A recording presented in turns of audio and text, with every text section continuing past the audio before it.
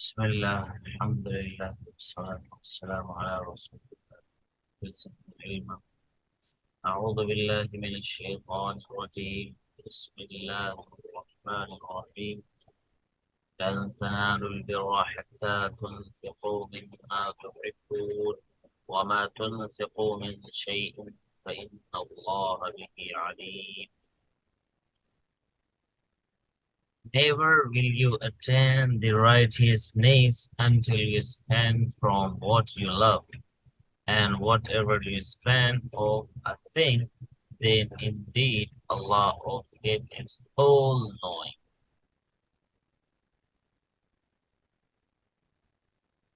This ayah has a huge numbers of points and details.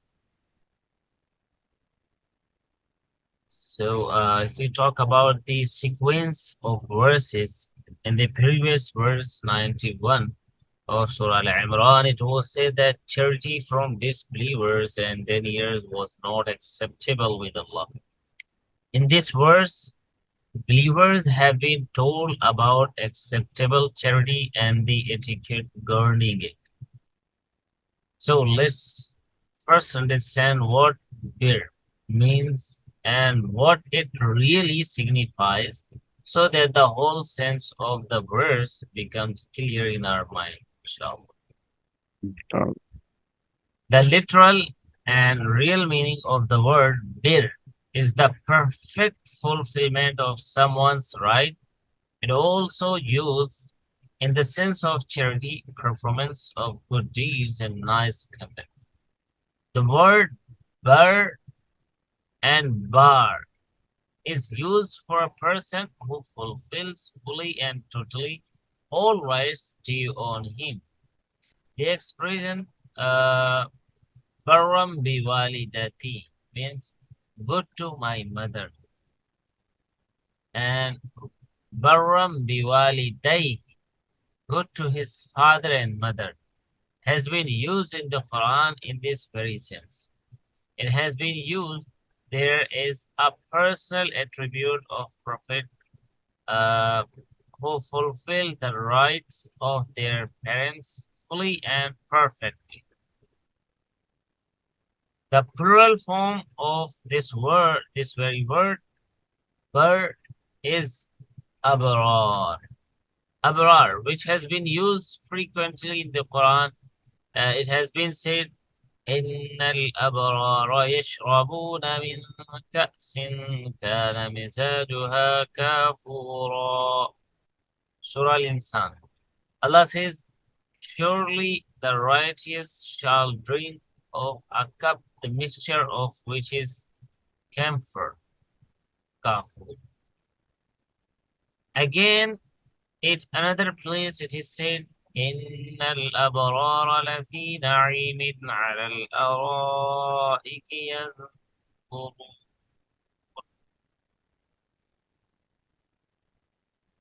Surah Tatfif, Surah Al-Mutaffifin. Allah says, surely the righteous shall be in bliss upon furnished thrones gazing. Yet again there is وَإِنَّ الْفُجَّارَ لَفِي جَحِيمٍ, and surely the sinners shall be in hell devils. The last verse also tells us that the antonym of bir is fujur, disobedience, sinfulness. In Al-Adab al-Mufrad of Imam al-Bukhari, rahimahullah ta'ala, and Ibn Majah, and the Musnad of Ahmad, it has been reported from Sayyidina Abu Bakr radiyallahu ta'ala an that the Holy Prophet Muhammad sallallahu alayhi wasallam said, stick to speaking the truth, because truth is a companion of bir, righteousness, and both these are in paradise. And abstain from lying, because there is a companion of fujur, sin, and both these are in hell. The verse 177 of Surah Al-Baqarah says that we have done in detail, Alhamdulillah.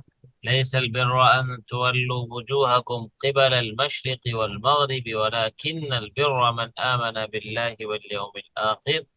Righteousness is not that you turn your faces to the east and the west, but righteousness is that one believes in Allah and the last day.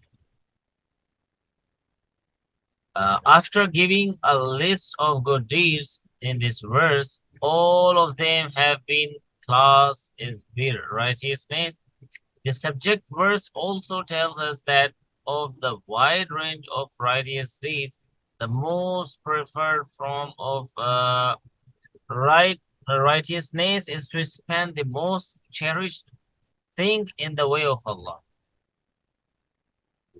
The verse further tells us you can never claim to have righteousness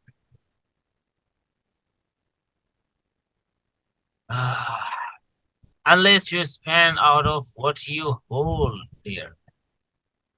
Thus, the meaning is that the perfect fulfillment of the right of Allah Almighty and a total self-unburdening from it cannot come to pass unless we spend in the way of Allah what we hold dear to our heart. This very perfect fulfillment of due rights has also been translated as perfect good or excellence in doing good or the great merit to sum up.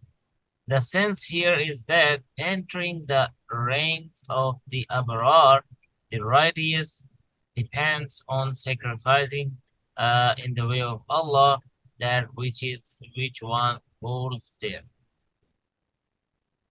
The enthusiastic obedience of Shahada. The noble companion radiallahu anhu majma'in, who were the first addresses of the Quranic injections and the direct disciples of the Holy Prophet sallallahu alaihi wasallam, really loved to carry out the injections of the Quran in letter and spirit. When this verse was revealed, each one of them surveyed as to what they loved most out of what they had. Consequently, requests started coming before the Holy Prophet sallallahu alaihi wasallam that these be spent in the way of Allah. Sayyidina Abu Talha radiallahu ta'ala was the richest person among the Ansar, the helping residents of Medina. He was the owner of a fruit farm located right across the mosque of the Holy Prophet sallallahu alaihi wasallam. It had a well called Birha. Now, in place of this farm, there is in front of Bab al-Majidi, a building known as Istifa Manzil, where pilgrims to Medina stay. But in a corner northeast from it, this Birha still exists by the same name. The Holy Prophet sallallahu alaihi wasallam used to visit this farm once in a while and drink water drawn from Birha.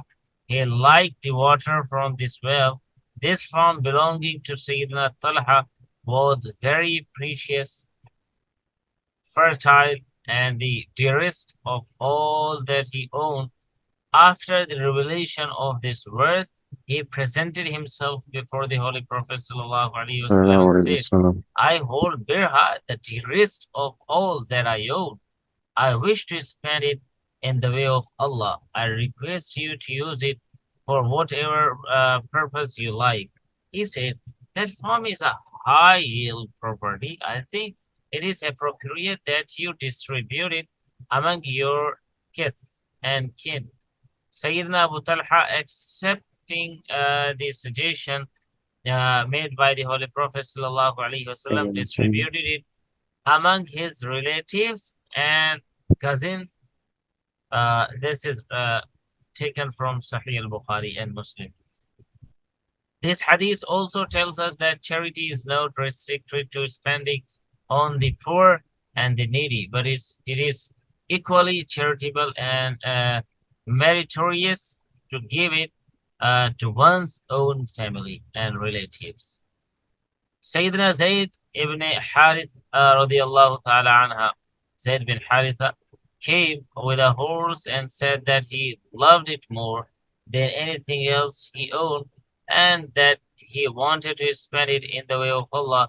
The Holy Prophet sallallahu alaihi wasallam accepted it, but after having taken it from him, he gave it to his son, Sayyidina Usama radiallahu ta'ala. Zayd ibn Harisa was somewhat disappointed about that, thinking that his charity has found its way back into his own home.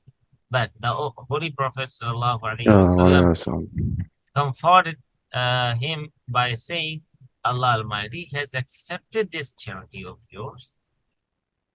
Sayyidina Umar radiallahu ta'ala had a bone made he liked most. He freed her for the sake of Allah.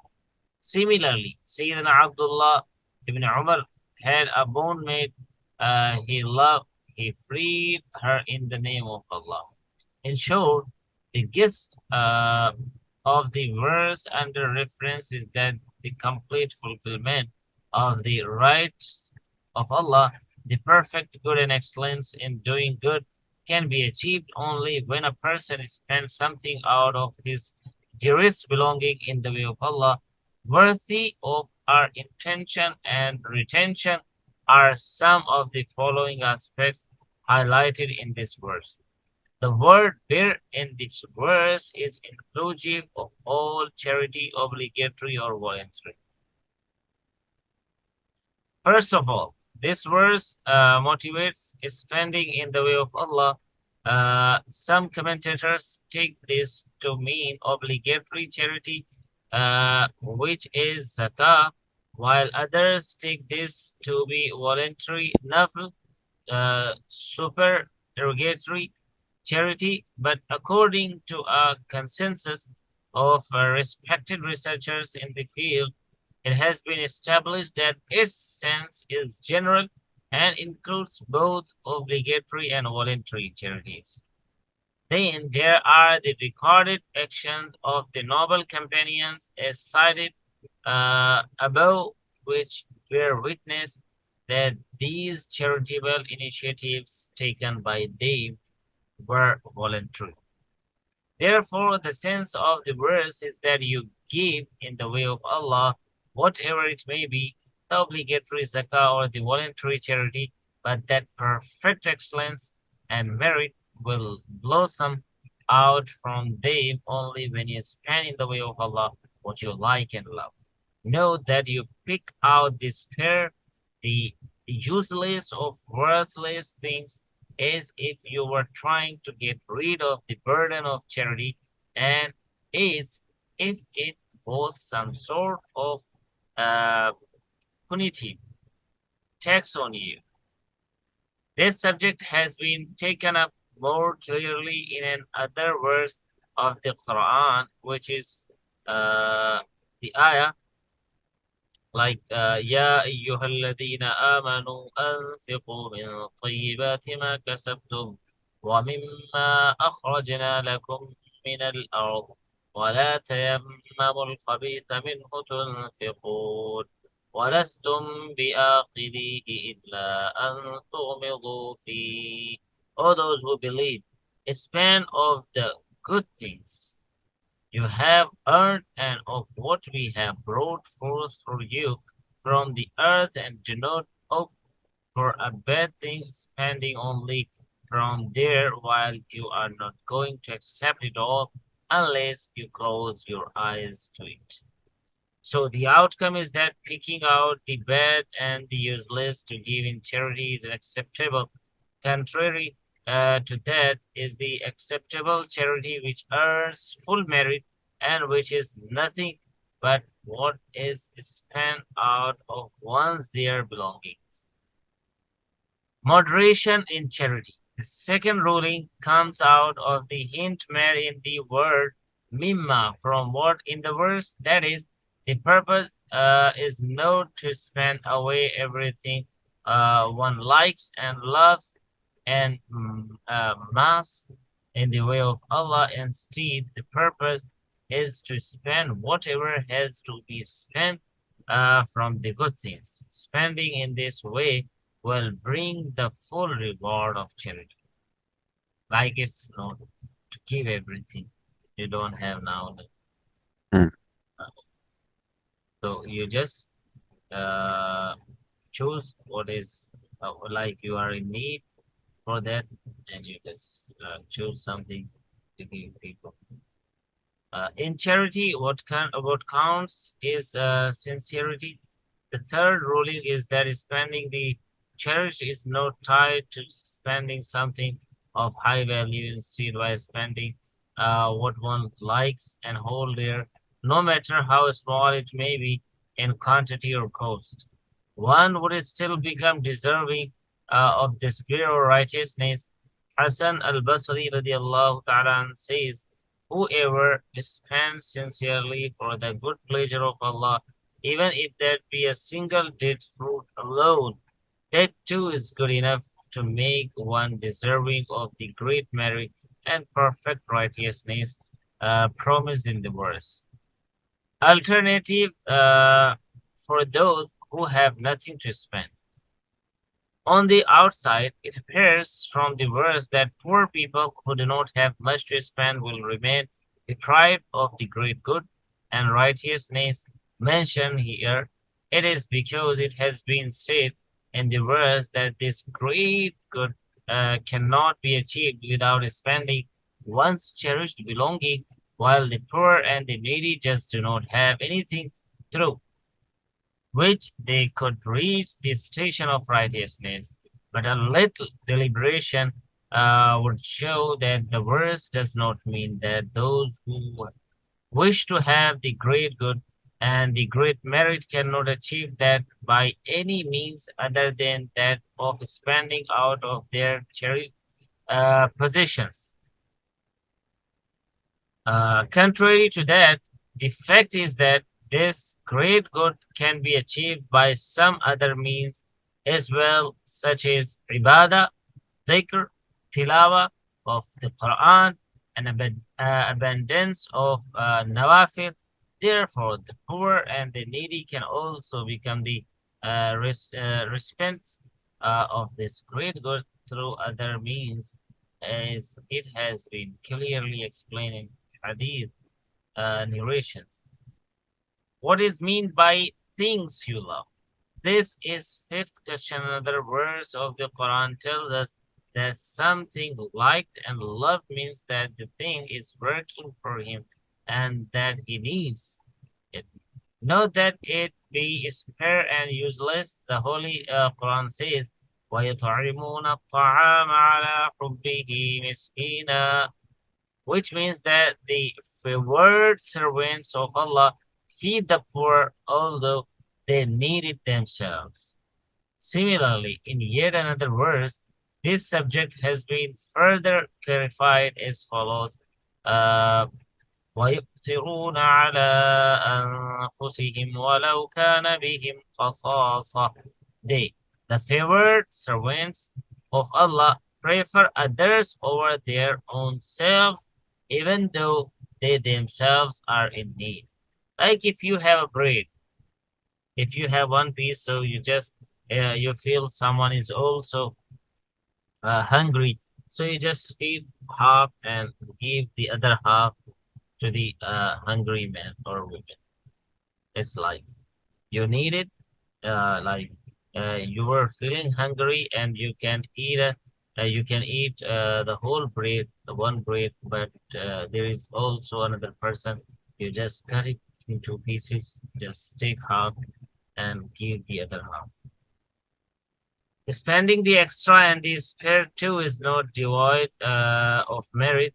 The sixth ruling given in this verse is that entry into the fold of perfect good, great merit and ranks of the righteous depends on spending one's cherished positions in the way of Allah, but it does not necessarily follow that there is just no merit in store for one who does spend out of what is extra to his needs. On the contrary, as it is said towards the end of the verse, وَمَا تُنْفِقُوا مِنْ شَيْءٍ فَإِنَّ اللَّهَ بِهِ عَلِيمٌ. That is, and whatever or whatsoever you spend, Allah is fully aware of it. The sense of the text in the verse is that while the achievement of the perfect good and entry into the ranks of the righteous no doubt depends on spending cherished positions, especially, however, no charity is devoid of merit, irrespective of whether one spends the cherished or the extra. But what is certainly undesirable and prohibited is getting into the habit of always picking out the extra and the bad to spend in the way of Allah. But a person who not only spends good things, he likes in charity, but also gives away things which are extra to his need, like leftover food or used clothing, defective utensils, uh, the word is utensils or articles in use. Oh, utensil, yeah? Yeah. Does commit no sin by including these in his acts of charity. He would definitely earn a reward for those two as far as spending of cherished positions is concerned. He would thereupon achieve the great good and find his entry into the rings of the righteous as well. Also stated in this last sentence of the verse is that Allah is fully aware of the real quality of what man spends and knows whether or not it is dear to him, and if he is spending it for the good pleasure of Allah or for pretense and publicity, the mere verbal claim by somebody that he is spending what he cherished in the way of Allah is not enough for this purpose. Keeping vigil over him is the one, the all-knowing, the all-aware, who is cogni- cognizant of the secrets of the heart. He is watching and knows what is the true worth of the spending in his way. This verse is a longer one. So we have time to move on.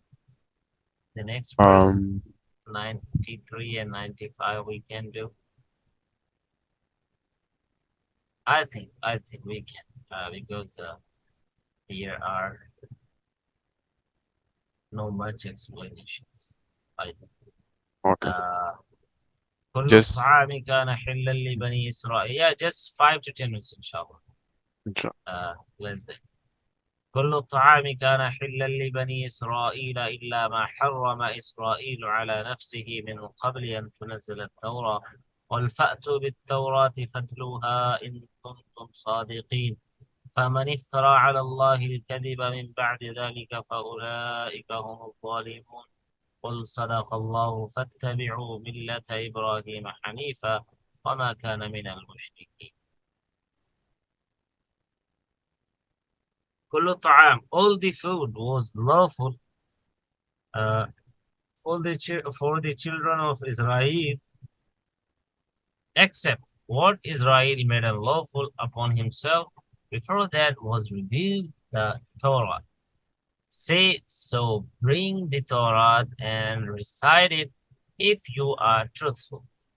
Then whoever fabricates about Allah a lie after that, then those they are the wrongdoers. Qul, say, Allah has spoken the truth, then follow the religion of Ibrahim, the upright Hanifa, and note he was of the polytheists.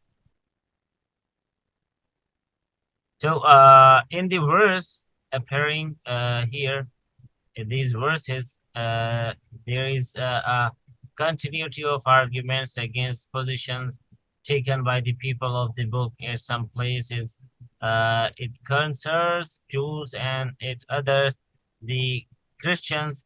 One such argument, which has been reported in Ruhul Ma'ani on the authority of uh, Wahidi and Kalbi, recounts the incident when the Holy Prophet ﷺ stated his adherence to the community of Abraham with reference to all fundamentals of the religious code. And most of the subsidiaries, the Jews objected by saying, "You eat camel meat and partake of its milk, although these were unlawful for Abraham." The Holy Prophet ﷺ said, "No, Wasallam. this was lawful for him." The Jews said, "All that we consider unlawful has continued to be unlawful since the days of Noah and Abraham, to the point that this unlawfulness reached us. Thereupon, Allah Almighty revealed the verse, "كُلُّ طَعَامٍ كَانَ حِلًّا لِبَنِي إِسْرَائِيلَ." Every kind of food was lawful for the children of Israel. To refute the Jews' claim, in which it is said that before the revelation of Torah, all things were lawful for the children of Israel except the camel meat, which Israel, Yaqub alayhi salam himself had denied to eat. You know, Yaqub alayhi salam, Jacob, Yes, Jacob, yeah. to eat for a particular reason, and then it remained unlawful for his progeny also. The fact is narrated Sayyidina Ibn Abbas radiallahu ta'ala in an authentic report is that Yaqub alayhi salam suffered from sciatica.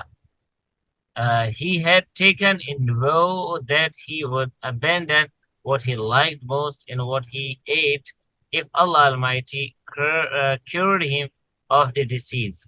He was cured, and camel meat was what he liked most, so he abandoned it. Then it so happened that this prohibition, which started because of a war, continued among the Bani Israel, and a divine injection, it seems, their code recognized a war is a cause of unlawfulness of something lawful, like in our own Sharia. A vow may take the permissible acts as obligatory. However, a vow or pledge which which renders things unlawful is, in reality, an oath which is not permissible in our Sharia. In fact, in such a case, it is obligatory to break the oath and make amends by making kafara. This is in accordance with what Allah Almighty has said in the verse, "Lima tuharrimu ma ahallallah." Why do you forbid what Allah has made lawful for you? So, inshallah, from the next Inshallah. ayah, 96, we're gonna do it. Inshallah. Okay, brother Ahmed. Now it's your turn to translate the verses. Yep, have time. أعوذ بالله من الشيطان الرجيم. بسم الله الرحمن الرحيم. Never will you attain righteousness until you spend from that which you love. And whatever you spend, indeed, Allah is all-knowing of it. All food was lawful for the children of Israel, except what Israel made unlawful to himself before the Torah was revealed. Say, so bring the Torah and recite it if you are truthful. Then whoever fabricates a lie about Allah after that, then those are the wrongdoers. Say, Allah has spoken the truth, so follow the religion of Ibrahim, the upright, and he was not of those who associated others with Allah. Okay, see you then, inshallah. Take good care of yourself. And I hope that everything was just clear, or do you have to ask something Oh, Alhamdulillah, was good. Was clear about the enough. first verse? لَن تَنَالُوا الْبِرَّ Mm. It was enough much. Alhamdulillah, was clear Okay. enough. Yeah. Assalamu alaikum. Alaikum salam wa rahmatullahi wa barakatuh.